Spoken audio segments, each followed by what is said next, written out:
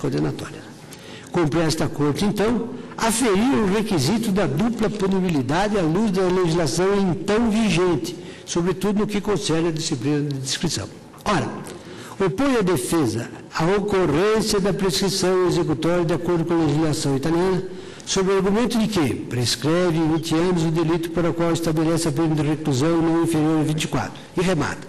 A sentença de primeiro grau transitou em julgado para acusação em 13 de dezembro de 88. A pena imputada ao peticionário foi de prisão perpétua, portanto, não inferior a 24 anos. A pena da reclusão não inferior a 24 anos. A pena de reclusão não inferior a 24 anos. De 3 de dezembro de 88, já agora, se passaram mais de 20 anos. Dessa maneira, está prescrito o crime desde 3 de dezembro de 2008 e, de consequência, a pretensão executória objeto da extradição. Não tem razão alguma. É que esse fundamento legal, qual seja a antiga redação do 157 do Código Penal italiano, não se acomoda nem se aplica à hipótese. Tal dispositivo, em harmonia com os tipos penais que se lhe seguem, 158, 159 e 160, regulamenta apenas a prescrição da pretensão punitiva, não a prescrição da pretensão executória, que é o caso. Estou transcrevendo os 4 artigos do Código Penal italiano para demonstrar. Nós não estamos discutindo prescrição da pretensão punitiva. Essa já se exauriu com as condenações. O que se discute é se haveria prescrição da pretensão executória, de modo que esses artigos não têm nenhuma pertinência ao caso. Ou seja, pleiteia-se reconhecimento da prescrição da pretensão executória com base em dispositivos legais aplicáveis tão só à prescrição da pretensão punitiva.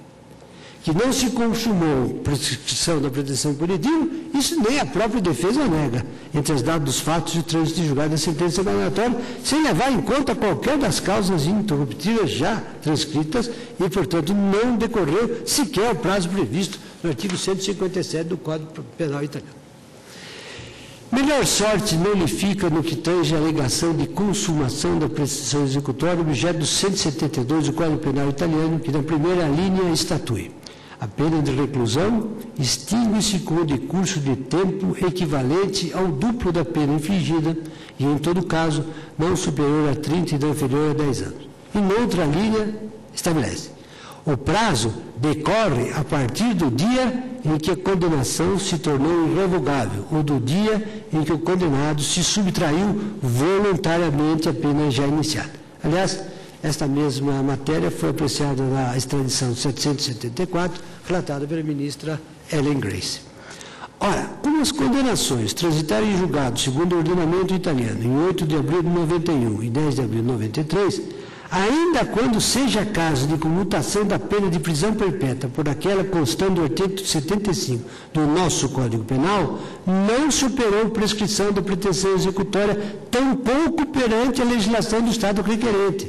Só se consumará no prazo de 30 anos a contar do trânsito julgado das sentenças condenatórias nos atos termos da norma vigente ao tempo dos fatos. Considero, pois, satisfeita a exigência relativa ao duplo grau de punibilidade por não se ter operado a prescrição, seja em face da legislação italiana, seja em face da legislação brasileira. Avalio agora a averbação da causa impeditiva prevista no inciso 7 do artigo 77 da Lei 6.815, que formaliza, no plano infraconstitucional, o princípio da não extradição de estrangeiro por crime político, objeto da garantia consagrada no inciso 52 do artigo 5º da Constituição da República. Não será concedida extradição de estrangeiro por crime político ou de opinião. Embora a maioria dos ordenamentos e os tratados em geral excluam a categoria dos crimes políticos daqueles submetidos ao regime da extradição, poucas são as legislações que se propõem a conceituá-los.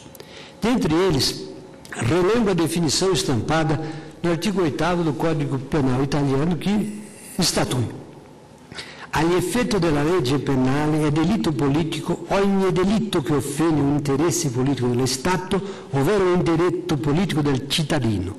È altresì considerato delitto politico il delitto comune determinato in tutto o in parte da motivi politici. É sabido, porém, que é o Estado dito requerido que arbitra soberanamente, segundo as circunstâncias, se o fato em razão do qual a extradição é reclamado tem ou não cunho político.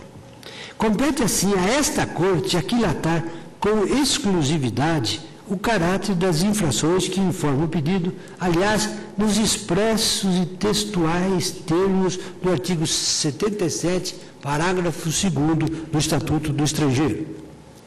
A aparente dificuldade teórica inicial está em que os atos normativos que regem a matéria no Brasil não definem delinquência política.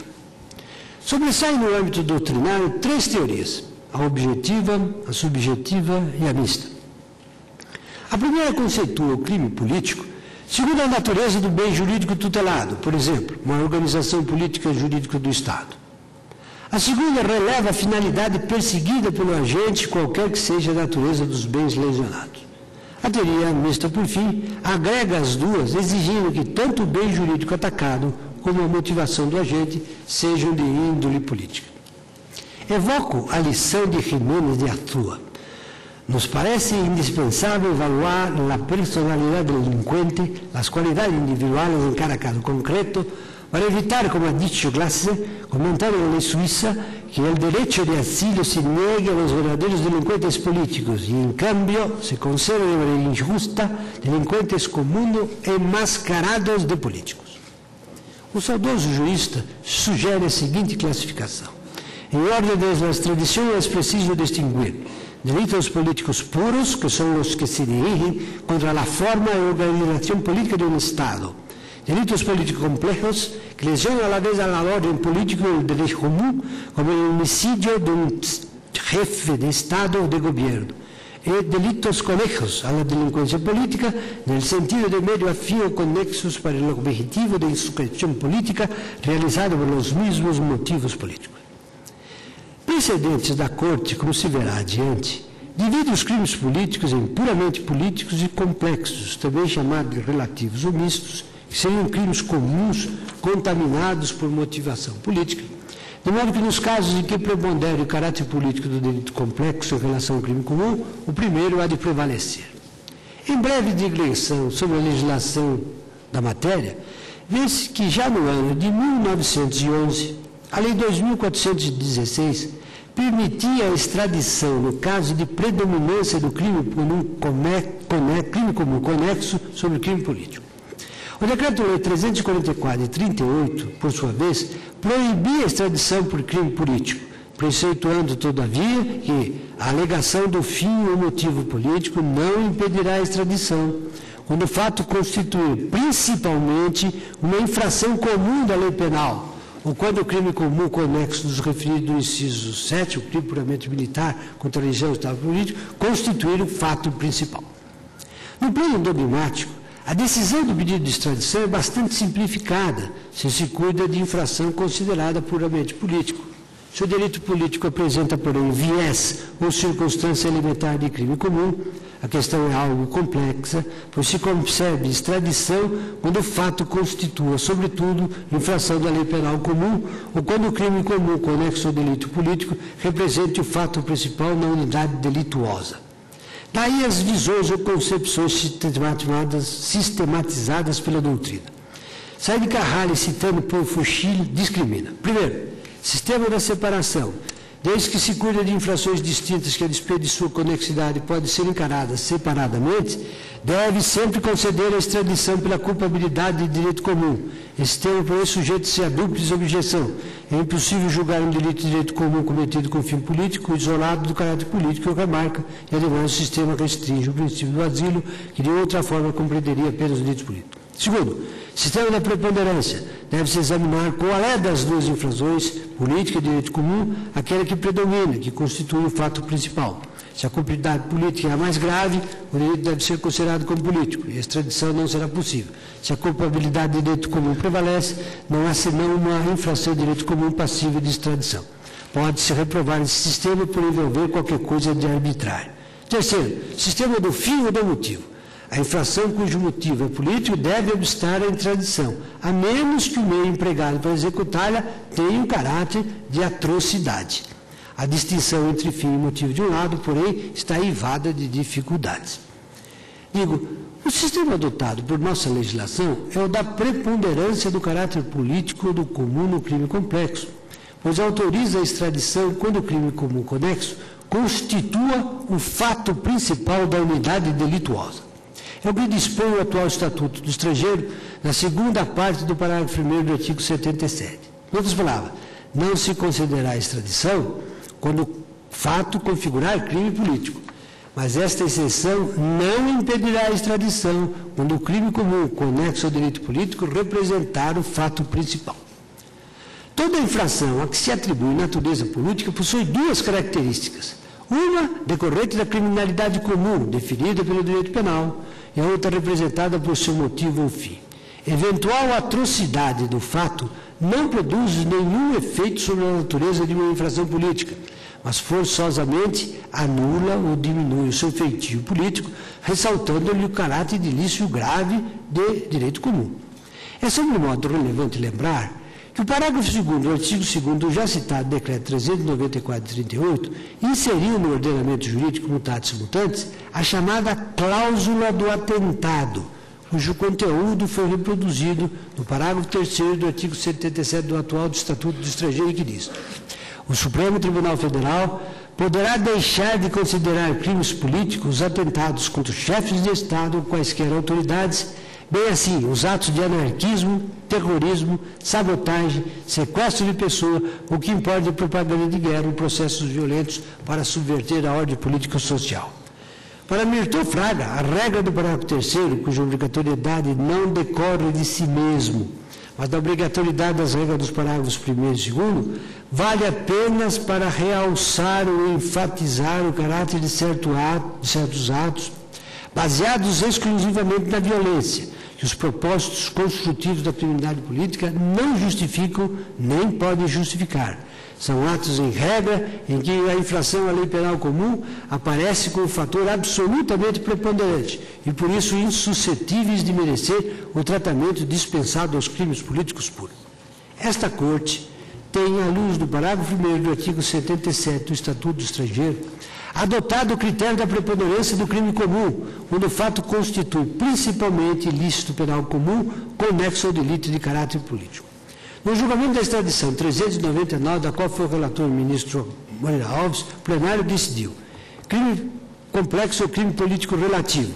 Cabe ao STF, em face das circunstâncias peculiares de cada caso, determinar o crime complexo, que é um misto de crime comum e de crime político, não sendo, pois, pela diversidade de seus elementos constitutivos, delito intrinsecamente político, se há ou não preponderância para efeito de extradição do crime comum. Princípios gerais para essa aferição, no qual se leva em conta, inclusive, circunstâncias exteriores ao delito, quando a confiança que inspira a justiça do país que requer a extradição. Interpretação do parágrafo 3º do artigo 77 da Lei 6.815. Não está o Supremo Tribunal Federal vinculado à decisão do tribunal de outro país que já tenha negado a extradição do extraditando, por entender que, face da peculiaridade de seu sistema jurídico, o delito em causa era preponderantemente político. Ocorrência no caso de crime complexo, em que há preponderância do delito comum. E aqui eu cito a fundamentação do caso. No caso Mário Firmenich, extradição 417, da qual foi relator o ministro Oscar Correia, decidiu o plenário pela prevalência dos crimes comuns sobre político, aplicando os parágrafos 1º e 3º do artigo 77, de exclusiva apreciação da Corte, tendo em vista que os fatos caracterizam, em princípio, são termos do acordo, terrorismo, sabotagem, sequestro de pessoas, propaganda de guerra, processo violento de subversão. A matéria foi amplamente discutida na sentada em que se julgou a extradição 615, cujo emento é transcrito. Com igual suporte no princípio do critério da principalidade, não se cansa a Corte de indeferir pedido de extradição quando lhe apareça evidente a preponderância dos delitos políticos sobre os crimes comuns, ou ainda quando se trate de extradição política disfarçada, cujo pedido, com aparência de crime comum, dissimule perseguição política.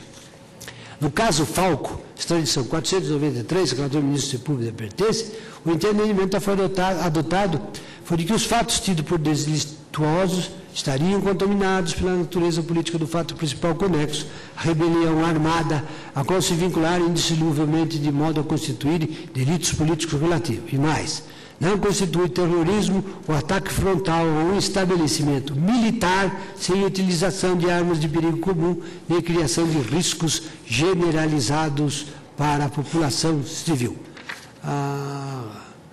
O acordo tem uma emenda muito elucidativa, que eu também me escuso de ler. A mesma coisa se deu na extradição 1008, na qual foi o relator ministro Gilmar Mendes, assim como na extradição 794, o relator Maurício Correia, e na extradição 694, o relator ministro Nunes Sanches, e na extradição 994, o ministro Marco Aurélio. Neste último precedente, relatado pelo ministro Marco Aurélio, o eminente relator descreveu com precisão o contexto fático em que o delito atribuído ao extraditante foi praticado. Relativamente à morte de policial italiano, o extraditando veio a ser considerado responsável presente o dolo eventual no que organizar e participar da manifestação prevista, que foi reprimida, ocorrendo choque entre os participantes e a polícia. Em suma, como se disse e reconheceu na extradição 615, relatada pelo ministro Paulo Brossard, não havendo a Constituição definido o crime político, ao Supremo cabe, em face da conceituação da legislação ordinária vigente, dizer se os delitos pelos quais se pede a extradição constituem infração de natureza política ou não, tendo visto o sistema de principalidade ou preponderância.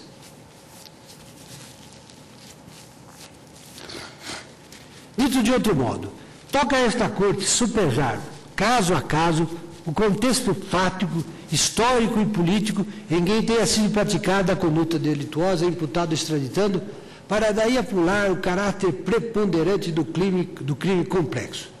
Aqui parece estar a explicação, diz o ministro Sepúlveda, pertence na extradição 493, a explicação de que a lei brasileira tem enfatizado, no 77, parágrafo 2º, logo após adotar o parágrafo 1 a cláusula suíça, que caberá exclusivamente ao Supremo Tribunal Federal a apreciação do caráter da infração. Mais que simplesmente repetir a norma constitucional de competência para o julgamento da extradição, que seria supérfluo, pretendeu-se frisar, a exemplo da Corte Suíça, o poder desta Casa para aferir em concreto, com ampla margem de valoração das circunstâncias, o caráter preponderante político ou não do fato, o conjunto de fatos que haja motivado o pedido de entrega. A fim de identificar, pois, a feição predominante é imprescindível valorar os comportamentos delituosos atribuídos ao extraditando à luz da ordem político-constitucional em vigor à época do fato no Estado requerente. A propósito, já teci, em sede de cognição da liminar, largas e documentadas considerações que, a meu aviso, abstraídas idiosincrasias ideológicas, erros de perspectivas históricas e distorções maliciosas, repelem toda a pretensão de negar à República Italiana a plena condição institucional de um Estado democrático de direito, sobretudo a data dos fatos subjacentes a esta causa.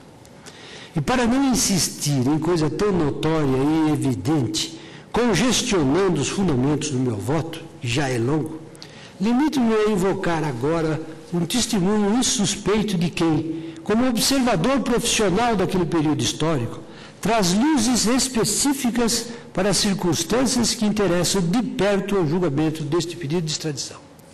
Refiro-me ao jornalista Pedro Del Picchia, que, como correspondente da Folha de São Paulo em Roma, de 1978 a 1981, retrata e resume com clareza a realidade política da República Italiana à época dos fatos. Eis o que diz o artigo deste jornalista. Após a queda do regime fascista e o fim da Segunda Guerra Mundial, o povo italiano decidiu pela instauração do regime republicano por meio de referendo em 2 de junho de 46, colocando fim à monarquia. Na mesma data, foi eleita a Assembleia Constituinte. A nova carta entrou em vigor no dia 1º de janeiro de 46, afirmando no seu artigo 1º que a Itália é uma república democrática. Mais adiante estabelece o voto universal, a liberdade partidária e o sistema parlamentarista de governo. Com a introdução de emendas ao longo dos anos que não modificaram sua essência, a Constituição de 48 permanece em vigor. Nesse contexto, vivi na Itália de 78 a 81, trabalhando como correspondente desta folha. Acompanhei de perto os inúmeros atos terroristas praticados à época por grupos de esquerda e de direita. Em dezembro de 1970, ocorreu uma tentativa fracassada de golpe de Estado por parte da extrema-direita. Este fato assolou os âmbitos dos agrupamentos de extrema-esquerda, que se tornaram mais ousados. As Brigadas Vermelhas, que surgiram em meados de 70, ainda sob os ecos radicais do movimento de 68, logo ganharam notoriedade por suas ações violentas. Os ideólogos das brigadas diziam que estavam dando continuidade à resistência.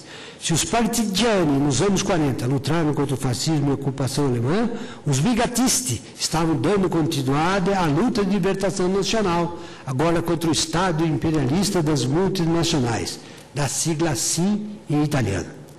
Depois de ferir e assassinar dezenas de inimigos de classe, as Brigadas Vermelhas cometeram seu ato mais audacioso com o sequestro e assassinato do Aldo Moro, em 1978, que cobri para a Folha. Moro era uma espécie de paradigma moral da democracia cristã, partido que liderava a coalizão de governo da época. O grupo Proletários Armados pelo Comunismo entrou em cena na segunda metade dos anos 70, na crista das ações espetaculares das brigadas. É importante deixar claro que, diferentemente da opinião de alguns analistas brasileiros, o governo da Itália não era de extrema-direita nos anos do final de 90. Provavelmente até havia infiltração de gente de extrema-direita no serviço secreto italiano. Na ocasião, comentou-se e especulou-se muito sobre isso, mas o governo propriamente dito era constitucional, democrático, com o parlamento eleito pelo povo no pleito histórico de 76, quando o Partido Comunista Italiano quase venceu a democracia cristã. Aliás, o Partido Comunista Italiano sempre foi contra os grupos terroristas, seja de esquerda ou de direita. Taxava-os de antidemocráticos. Essa também era a opinião do presidente da República, Sandro Pertini, que jamais poderia ser taxado de conivente com a direita. Pertini, socialista histórico, uma lenda da esquerda europeia, foi companheiro de cárcere de Antônio Gramsci, ambos presos pelo regime fascista. Uma das razões para o assassinato de Moro, segundo inúmeros analistas, foi o fato de ele defender um entendimento direto entre a democracia cristã e o Partido Comunista. O democrata cristão e então líder comunista Enrico Berlinguer propugnavam por um compromisso histórico, uma nova aliança entre as duas maiores forças políticas do país, visando a governabilidade e os avanços administrativos que a Itália requeria para superar o pântano da burocracia, a ineficiência crônica do Estado e enfrentar os desafios da revolução técnico-científica que vivia seus primeiros sinais. Evidentemente, para os extremistas, a direita e a esquerda, o chamado compromisso histórico era inaceitável. Não podiam admitir a aliança entre os dois maiores partidos políticos do país com a finalidade de renovar o Estado que combatia. Aldo Moro foi assassinado por nostálgicos da Revolução Bolchevique, que eram não apenas leninistas, mas stalinistas, na mais crua e cruel definição deste qualificativo. Os brigadistas diziam, então, que estavam golpeando o coração do Estado. De fato, esses radicais atacaram o Estado Democrático de Direito, que com todas as imperfeições se mantinha na Itália como se mantém até hoje, desde o final da Segunda Guerra. Eles visavam declaradamente tomar de assalto o poder e implantar a ditadura do proletariado. Até no nome, por exemplo, a Organização Proletários Armados pelo Comunismo dizia a que vinha. Não conheço o processo e, portanto, não sei se o Sr. Cesare Batista cometeu os homicídios a ele atribuídos. Mas seguramente sei que não era, nos anos 70, um perseguido por um regime ditatorial. Ao contrário, na vigência do Estado de Direito, ele optou por vontade própria pela subversão da democracia e, para isso, aceitou e incentivou o recurso às armas e ao terrorismo. Atento, pois, à soberania e ao sistema democrático do Estado requerente, bem como o regime jurídico da contenciosidade limitada, examino os delitos que levaram à condenação de Cesare Batista à pena de prisão perpétua. Eu só pergunto a vocês se nós deveríamos fazer uma interrupção. Os colegas é que sabem, eu continuaria meu voto, mas se for o caso, suspendemos por hora. meu voto ainda tem mais algumas folgas. Menor, hoje mais célebre, mais curto, e aí os debates e os votos. Você então sugere que eu termine o voto? Posso fazer algumas abreviações. Vamos concluir o voto Vou tentar sintetizar. Não é muito fácil, mas vou tentar. Não, por favor. O homicídio de Antônio Santoro, que é considerado, na tradução diz Marechal, era um suboficial, agente de missão do caso de 78, faz aqui a narração de todos os fatos, enfim, graves. Vossa Excelência tem os textos, senhoria.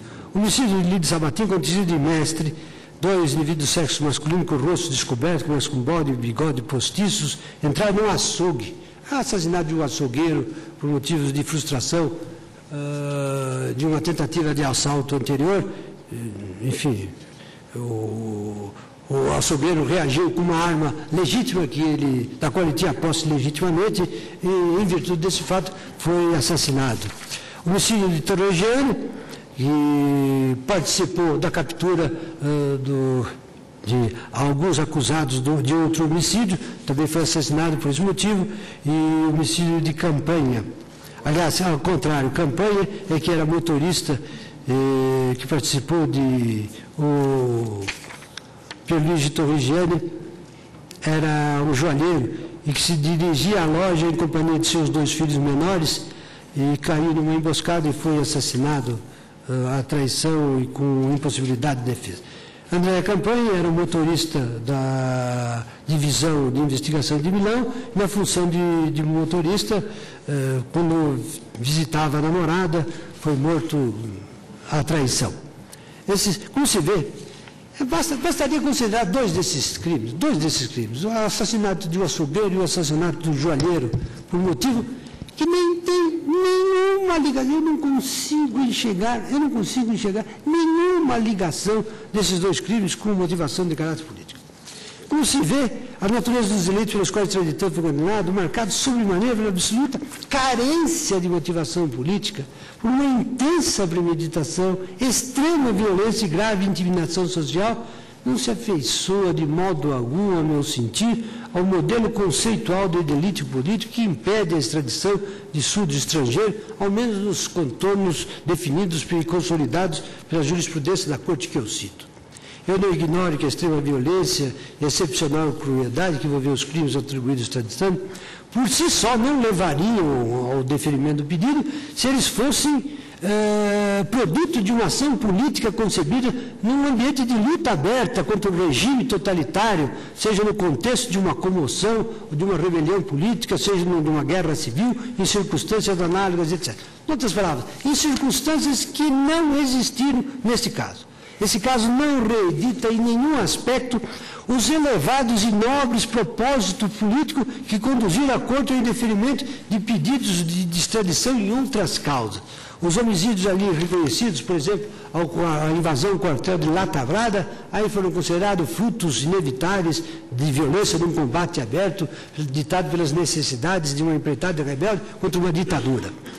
Os homicídios cometidos com premeditação pelo extraditando não guardam nenhuma relação próxima nem remota com esses fins nobres, altruístas, que caracterizam movimentos políticos voltados à implantação de uma ordem econômica, revelam antes puro intuito de vingança pessoal, praticados contra 2 policiais cujas funções eram exercidas em presídios que obrigavam presos políticos, e 2 comerciantes que tinham reagido a anteriores tentativas de assaltos aos seus estabelecimentos comerciais.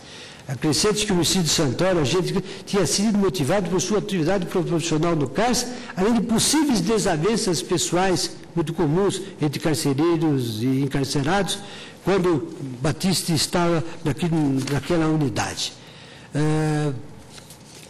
O mesmo pretexto inspirou a execução de Campanha e as ações homicidas que vitimaram Sabadim e Pierluigi Torrigiani tampouco se reveste de algum tênue matiz político e demonstram antes uma mesquinha intenção de vingança capitaneada pelo extraditante e motivada pelo mau sucesso de ações delituosas anteriores, como se vê a Folhas, e eu transcrevo também, Vossa Excelência tem. Eu estou fazendo essas afirmações, como Vossa Excelência pode notar, mas seria bom que eu deixasse isso absolutamente claro, que eu estou me baseando na versão das decisões italianas. Eu não posso, o ordenamento jurídico brasileiro não me permite, nem a competência, nem a finalidade da Corte, reexaminando provas. Estou apenas me valendo dos fatos que foram reconhecidos por decisões do Estado requerente. E nesses termos é que raciocínio. Confirmando a condenação de Cesare Batista nos 4 homicídios, a Corte Suprema de Cassação, com base no mesmo princípio, admitiu a delação premiada, porque ela não foi usada exclusivamente, como se afirmou. Eu tenho transcrição aqui. Eu gostaria de fazer essa transcrição, senhor presidente, porque o que a Corte fala nesse caso corresponde exatamente à teoria desta Corte em relação à eficácia retórica da delação premiada.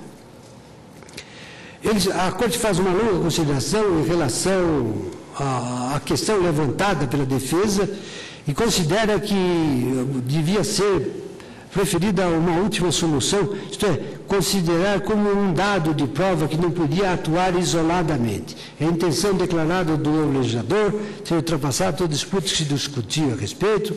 Além disso, a leitura do texto e experiência de outros países experimentaram que o estudo deve deduzir que a acusação e cumplicidade e verificação devem ser avaliadas conjuntamente. Por fim, não deve esquecer que o texto refletiu uma modificação no projeto preliminar, etc., cita de decisão do Supremo Tribunal de Justiça e afirma: em relação à base deste princípio, o tribunal acha certa a motivação da sentença sobre o argumento referente aos apelantes Battisti, Bergamin, Migliorati e Carnelutti. Em relação ao Batista, a sentença no que se refere ao homicídio de Santoro e do Campanha se baseia na acusação de cumpriado no mútuo, que avalia, juntamente com outros elementos constantes das declarações do Fatoni e naquelas do Barbetta, bem como na observação da semelhança do aspecto somático entre o atirador e o apelante, reconhecido por testemunhas.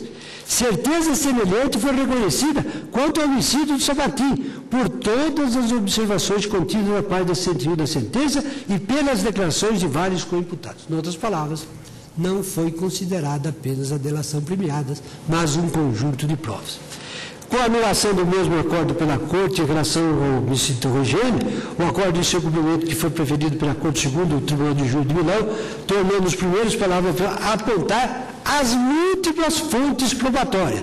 E aí diz, entre outras coisas, bastaria, portanto, apenas transferir a motivação da sentença da cassação em confirmação da convenção de Giacomini para afirmar, consequentemente, a responsabilidade de Batista.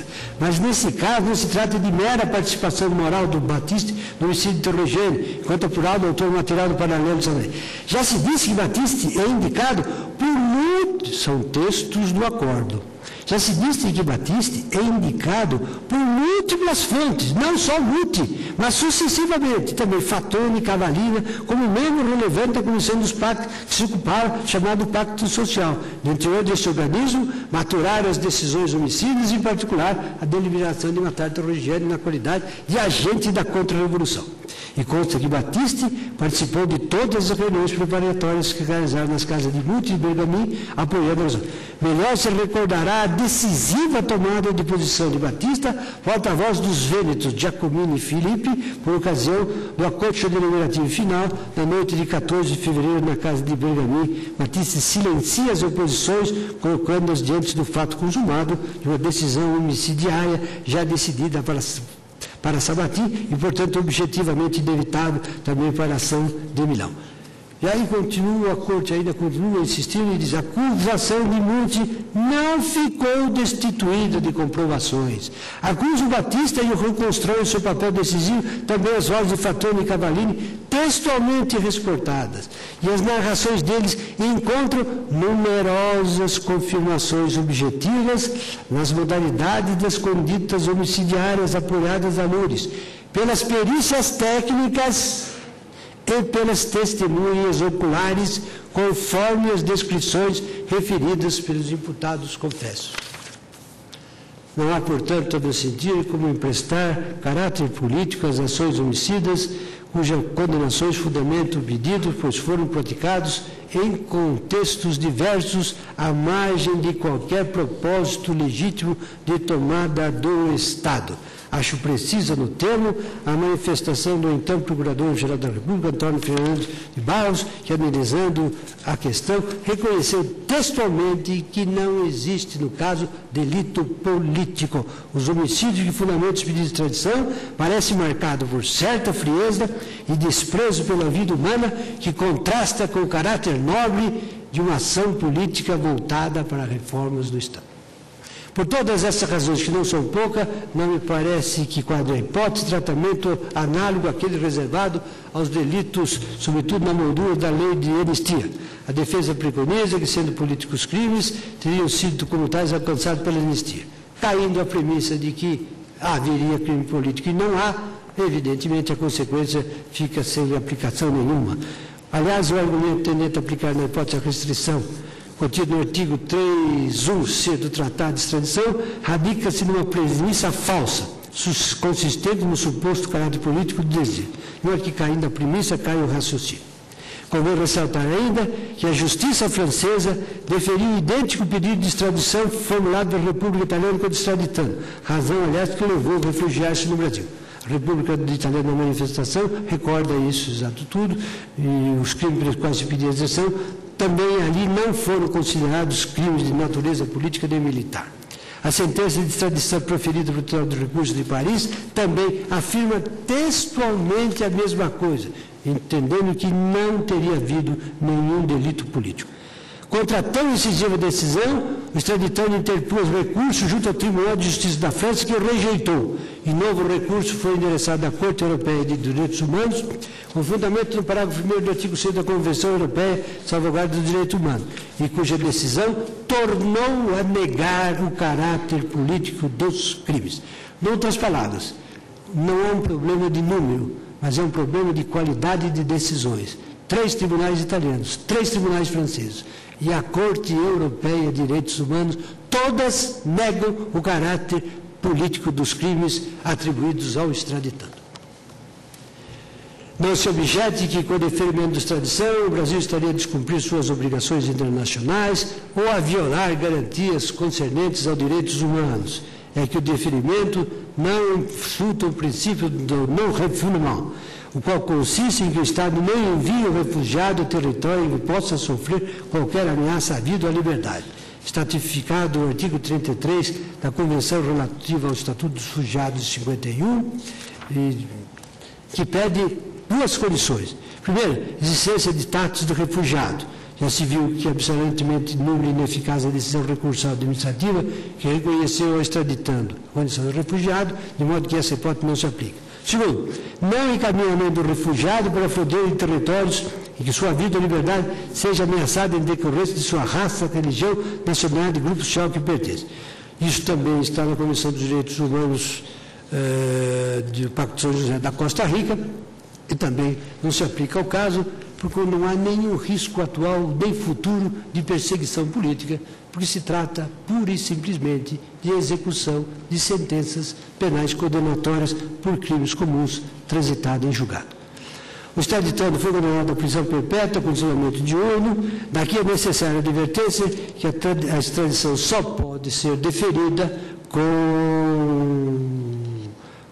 a condição de que o governo da Itália assuma formal compromisso de comutar a pena de prisão perpétua, estatuída nas convenções, por pena privativa de liberdade não superior a 30 anos. Examine, por fim, uma questão que me parece conspícua, entre tantas outras, mas essa também me parece conspícua, sobre a obrigatoriedade ou não de o presidente da República, uma vez acolhido o pedido de extradição, efetivar a entrega do extraditando ao Estado requerente.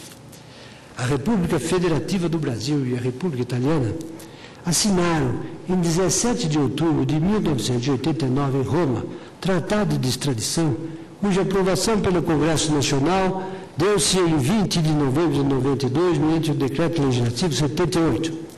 O Presidente da República, no uso da atribuição que lhe confere o inciso 8º do artigo 3 da Constituição, em julho de 93, por meio do Decreto 863, promulgou nos seguintes termos. Artigo 1º. o Tratado de Extradição firmado entre a República Federativa do Brasil e a República Italiana, em 17 de outubro de 89, apenas por cópia do presente decreto, será, brifei, executado e cumprido tão inteiramente como nele se contém. A autoridade do chefe de Estado, no domínio da celebração de tratados internacionais, não conhece limite. Ele ostenta, em razão do cargo, competência para negociar e firmar acordo e ainda para exprimir, desde logo, mediante ratificação anterior, o consentimento estatal definitivo.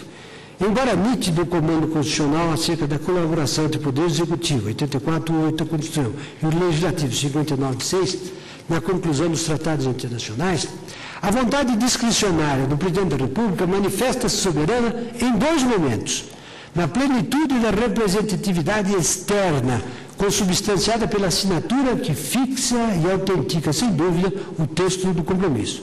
E, em segundo lugar, na ratificação do tratado após a aprovação do Parlamento. O Congresso Nacional só delibera definitivamente sobre o tratado quando rejeita o acordo, caso em que o Presidente da República fica impedido de o ratificar. Aprovado o tratado por decreto legislativo, estará o chefe do Executivo autorizado a ratificá-lo ou não, segundo o juízo de oportunidade e conveniência. Desde o momento próprio, portanto, idealmente, aquele em que coincidam a entrada em vigor do Plano Nacional e o idêntico fenômeno nas ordens jurídicas interiores às partes, o tratado passa a integrar cada uma dessas ordens jurídicas. Aperfeiçoado o tratado de sua compulsória executoriedade no plano positivo interno, este plenário já decidiu da seguinte maneira: o exame da Constituição vigente federal permite constatar que a execução dos tratados internacionais e a sua incorporação à ordem jurídica interna decorre no sistema adotado pelo Brasil de um ato subjetivamente complexo, resultante da conjugação de duas vontades homogêneas, a do Congresso Nacional, que resolve definitivamente mediante decreto legislativo sobre tratados, acordos ou atos internacionais, e do Presidente da República, que além de poder celebrar esses atos de direito internacional, também dispõe, enquanto chefe de Estado que é, da competência para promulgar mediante decreto. O interprocedimental de incorporação dos tratados internacionais, superadas as fases prévias da celebração da Convenção, da sua aprovação congressional e da ratificação pelo chefe de Estado, conclui-se com a expedição pelo Presidente da República de decreto, de cuja edição derivam 3 efeitos básicos que lhe são inerentes: a. promulgação do tratado; b. publicação oficial do seu texto; c. a executoriedade do ato internacional, que passa então, e somente então, a vincular e a obrigar no plano do direito positivo interno. Cita precedentes, ADI número 1480, da qual foi relator o ministro Celso de Mello. Tal vinculação, imanente à natureza dos pactos, é explicitada nos artigos 26 e 27 da Convenção de Viena de 1969, que dispõe sobre a obrigatoriedade de observância dos tratados.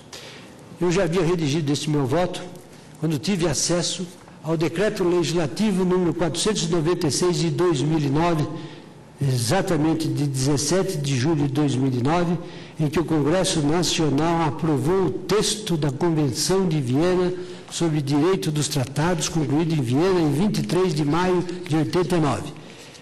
E, portanto, falta apenas a emissão do decreto presidencial para a ratificação desse tratado, que estatui nos artigos 26 e 27. Artigo 26, o título é Pacta Sunt Servanda. Todo tratado em vigor obriga as partes e deve ser cumpridos por elas de boa fé. Artigo 27. Direito interno de observância de tratado. Uma parte não pode invocar as disposições de seu direito interno para justificar o inadimplemento de um tratado. O que se extrai, portanto, do enunciado dos artigos 26 e 27 da Convenção de Viena, diz Valério Oliveira Mazzuoli, é a obrigação de respeitar os tratados como princípio necessário do direito internacional, necessário porque sem ele a segurança das relações entre os povos e a paz internacional seriam impossíveis. Além do mais, a referência feita à boa-fé bem demonstra a necessidade de uma conveniência harmoniosa entre os Estados, o que não seria possível sem o cumprimento das normas nascidas no seio da sociedade internacional. O que o artigo 26 da Convenção de Viena fez foi consagrar de maneira expressa o próprio fundamento jurídico dos tratados internacionais, segundo a qual a obrigação de respeitá-los repousa na consciência e nos sentimentos de justiça internacional. E sobre o poder de indeferimento por iniciativa do governo de pedido de extradição, há um longo trecho de uma manifestação do ex-ministro Rezec nesta corte, no seu livro Estudos de Direito Público, em homenagem a Leomar Brasileiro, onde ele reafirma o mesmo princípio. E a corte, no julgamento do HC 57.087, na qual foi relator o ministro Xavier de Albuquerque, embora diverso o objeto principal, decidiu, uma vez presentes os requisitos dispostos no Tratado Brasil-Suíça, pela obrigatoriedade da extradição, textualmente. Observe-se que o Estatuto do Estrangeiro, na hipótese de deferimento do pedido de extradição pela Corte, não confere ao Presidente da República discricionariedade para efetivá-la ou não. Esta conclusão é confirmada pela regra excepcional prevista no artigo 89, caput, parágrafo único da Lei 6.815, que apenas atribui ao Presidente da República a faculdade de adiar a execução da extradição em certos casos, mas nunca deixar de efetivá-la. Diz o artigo 89, quando o extraditando estiver sendo processado ou tiver sido condenado no Brasil por crime punível com pena privativa de liberdade, a extradição será executada somente depois da conclusão do processo ou do cumprimento da pena, ressalvado, entretanto, o disposto 67. Parágrafo único. A entrega do extraditante ficará igualmente adiada se a efetivação da medida puser em risco a sua vida por causa de enfermidade grave comprovada por laudo médico oficial.